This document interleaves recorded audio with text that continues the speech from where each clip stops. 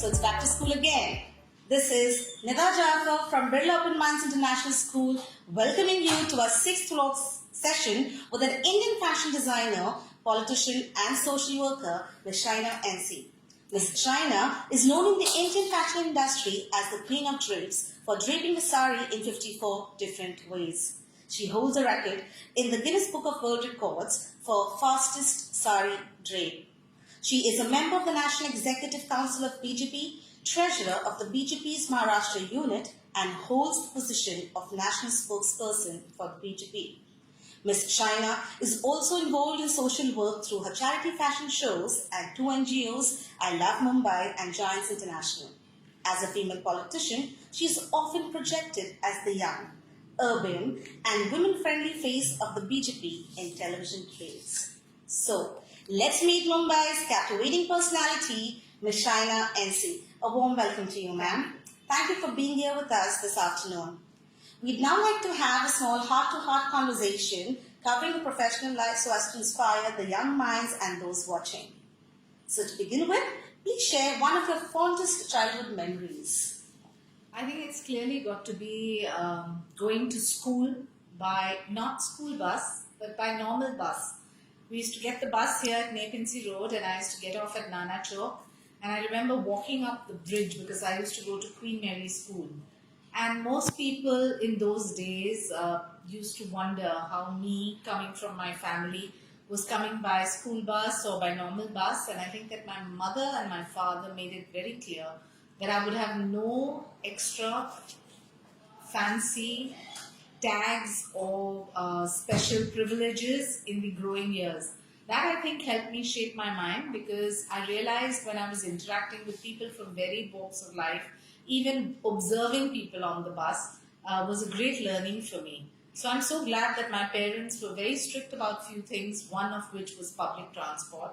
And I think for all of us who spoil our children and give them all kinds of privileges, sometimes we should think about how you can expose a young mind by just observing in public transport. Thank you, ma'am. That's food for thought. Now, tell us about the career path that led you to become who you are today. So when I was growing up in school, if anybody even looked at me, they'd always say she'll either become a politician, a journalist or a lawyer. And the reason being, the way I was groomed was that if I'm put in front of 10,000 people, I could speak in Hindi, English, Marathi and Gujarati. So I worked a lot towards elocution, debates, public speaking in my growing years. And I think that really shaped me for the future. Having said that, I went off into the field of fashion as a profession where I earned my name, fame, money. But all through my growing years in school, it would have had to be public life. So if you joke with a lot of my contemporaries now as we have grown, they always say that she would one day be in politics. That's nice to know. Ma'am, do you think it is essential to start early in life and pursue one's passion? Not necessarily. Everyone has their own time. In my particular case, there was a lot of struggle, a lot of hard work. I started my career when I was 18 years old. Being in the fashion industry for over 30 years and in politics for over 16 is a long, long innings. But I think something that my parents always taught me was to be humble, hardworking and honest. If you have this 3H factor, I think the sky is the limit irrespective of when your opportunity comes. So true.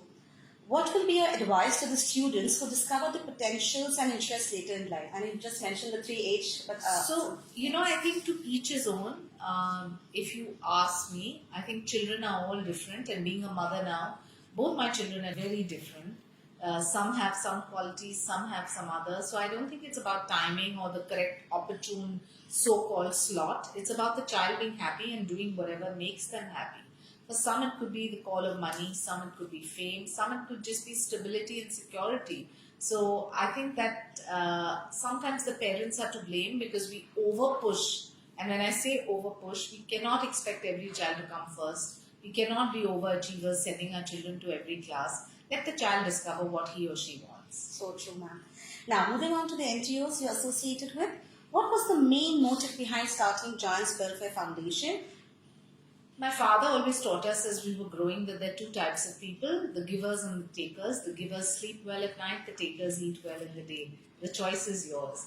And Giles Welfare was founded because it's the only Indian-based social service organization that has 625 groups, 25,000 active members where women and men alike give back to society, be it rainwater harvesting, be it a natural or national calamity, disaster, be it building of schools, be it giving scholarships. The list is endless. Wow.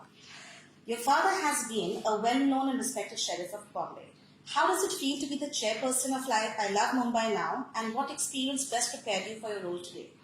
I Love Mumbai, Mumbai Maji Ladki only works towards making every citizen proud of being a Mumbaikar.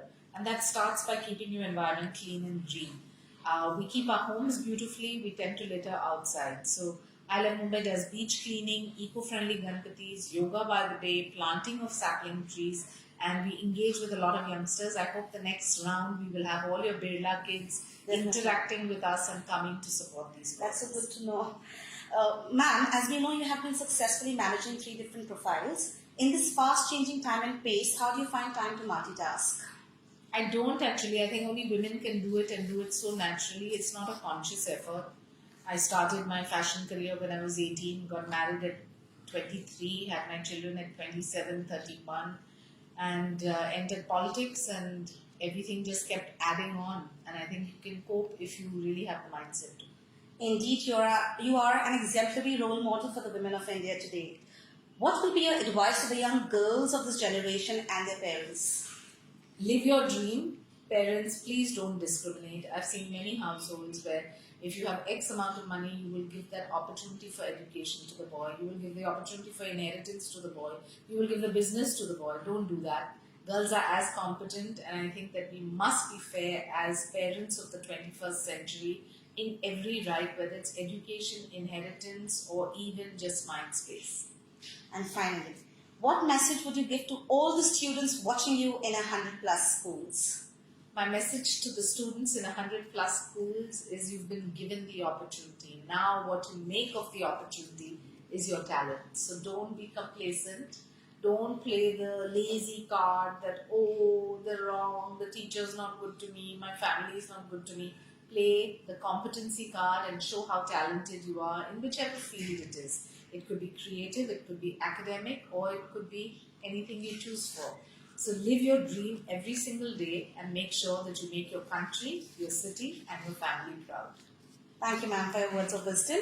We shall now have a quick rapid fire round to get an insight into your personality. We'll have only a second to answer the questions. Sure. Ready?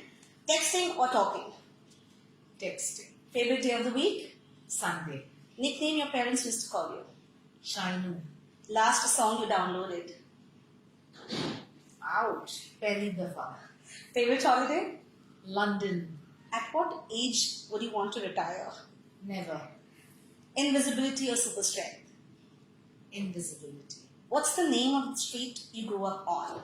Narayan Habibpur Road. And who inspires you the most? My husband, for sure.